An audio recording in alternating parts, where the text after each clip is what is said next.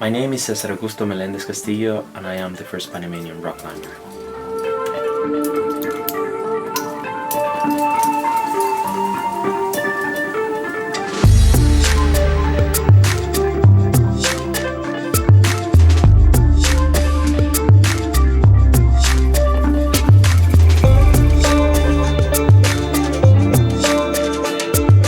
When I was a kid, my father and I used to go into exploration trips around our hometown, Boquete. Boquete is a small town located in the highlands of Panama. One day we discovered these amazing rock formations. It was all covered in vegetation first, and finally got to the rock. I felt this intense connection. I felt this intense desire to climb. I knew I wanted to climb even before I knew climbing was a sport. But we did not know how to climb, and climbing was not something that people would do in Panama. Life moved on, and eventually studied a career in university, and after graduated I got a job in Panama City and started working as a computer programmer.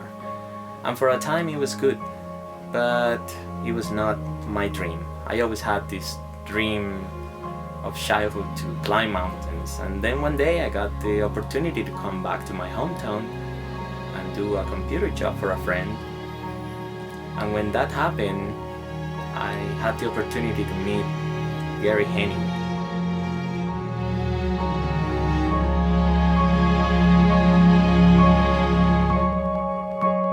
Shortly after, I discovered that Gary Henning also found the same rock formations that I discovered with my father when I was a kid. And he also put up some bolts, and he was seeking for a partner to start doing some climbing. It was such a big coincidence that we happened to meet, and I was very interested and motivated to follow my dream again. When I started doing climbing, I learned the art of setting up anchors to climb, to belay, and we did a lot of job in order to clean the rocks. Most of these rocks go undiscovered because of such big vegetation.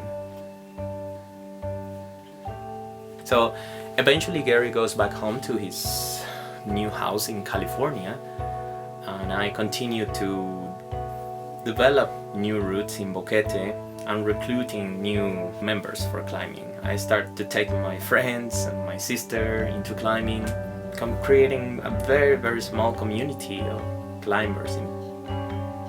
One day, when I was working on one of my routes, one woman passed in front of it. When she saw me, she was really surprised, and then she made a phone call, and within 15 minutes the police and the fire brigade were in front of the rock formation. And then they started talking on the speaker to me, trying to calm me down, because they were thinking I was trying to commit a suicide. So, and I explained to everybody, no, I'm doing a sport, and it's called rock climbing, and you can do it too. So then I started showing them my gear, my ropes, and everything. Among the people, there was one woman who was a journalist, and then she asked me about the possibility of publishing a newspaper article about the new activity that I was trying to do. And this is how climbing was born in Panama.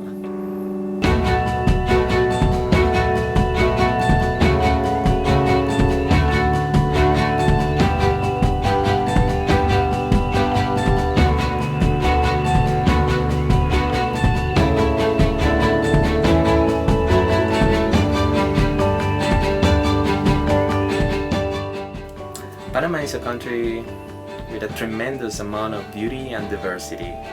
And in terms of climbing, it allows us to do many different styles.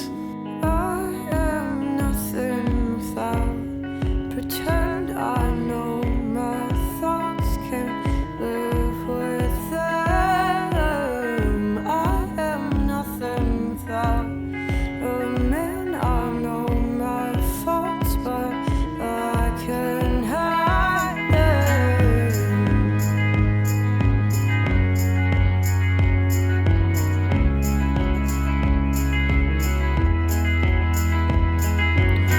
I still keep my baby teeth in the bedside table with my jewelry.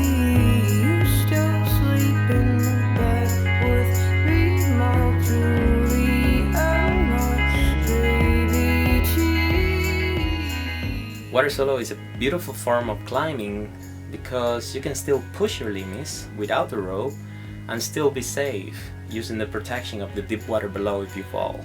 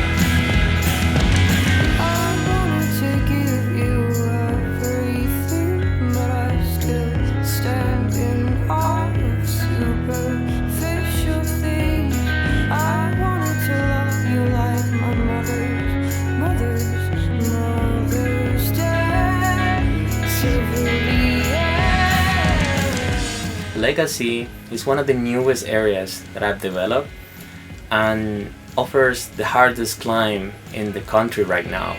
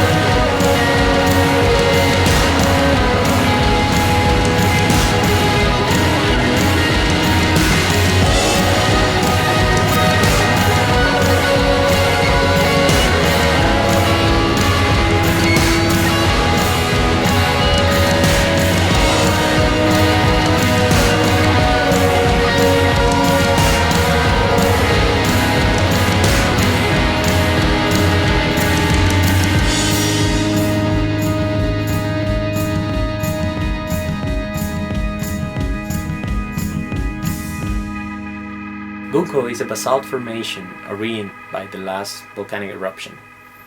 It's type of rock, it's columns of basalt, so it's really geometrical. And the climbing here can be very bumpy, so you need to read the rock very well and use your body in new creative ways.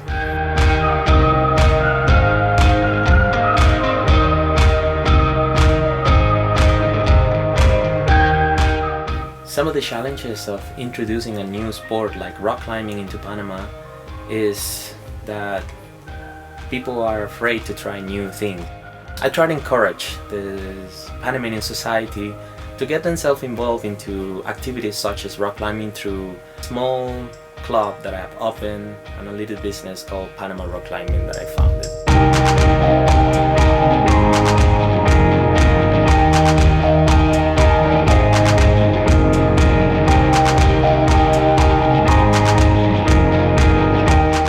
I love the sport of rock climbing because it allows you to discover new dimensions as individual, push your limits, and also it's an adventure to discover new places that haven't been discovered by other people before.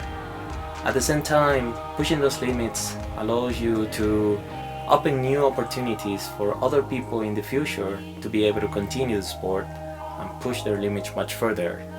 And this is what I'm doing right now. Continue to opening new routes.